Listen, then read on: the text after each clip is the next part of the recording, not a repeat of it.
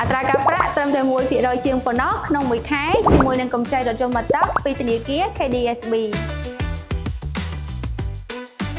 ប្រូម៉ូសិនកម្ចីទិញរថយន្តមួយទឹកពីធនាគារ KDSB បានមកដល់ទៀតហើយសម្រាប់ពុកម៉ែបងប្អូនដែលមានបំណងចង់ក្លាយជាម្ចាស់រថយន្តមួយទឹក model ណាមួយក៏បានឥឡូវនេះធនាគារ KDSB បានផ្ដល់នូវប្រូម៉ូសិនដ៏ពិសេសសម្រាប់កម្ចីទិញរថយន្តផលិតក្នុងឆ្នាំទាបណាមួយតាមតម្រូវការរបស់លោកអ្នក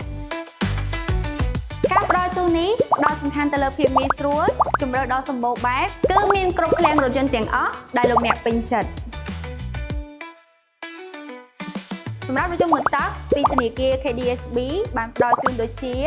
1. ការបង់សងមានរយៈពេលយូររហូតដល់72ខែ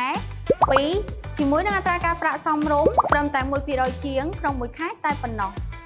សម្រាប់ព័ត៌មានបន្ថែមលោកអ្នកអាចតាក់ទងមកកាន់ក្រុមការងាររបស់ធនាគារ KDSB តាមរយៈលេខទូរស័ព្ទធនាគារឯកទេស KB ដេហានមាគ៌ាហិរញ្ញវត្ថុថ្មីរបស់លោកអ្នក